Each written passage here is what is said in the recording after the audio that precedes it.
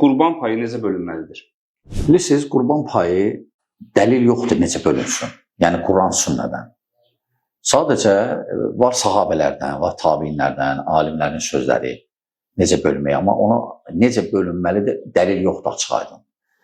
Məsələn, bəzi alimlər deyir, bəzi sahabələrdən də 3 hissəyə bölünür. Bir hissəsini özünə, bir hissəsini qohum-qonşuya, bir hissəsini məsələn kasıblara.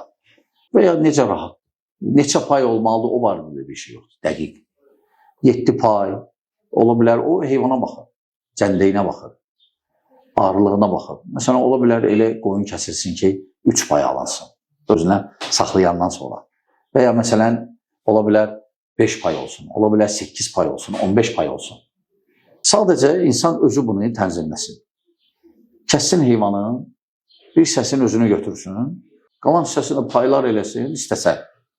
Paylasın ehtiyaclı adamlara. Vəssalam. Amma deyək ki, neçə yerəsə bölünməli, o var da dəlil yoxdur.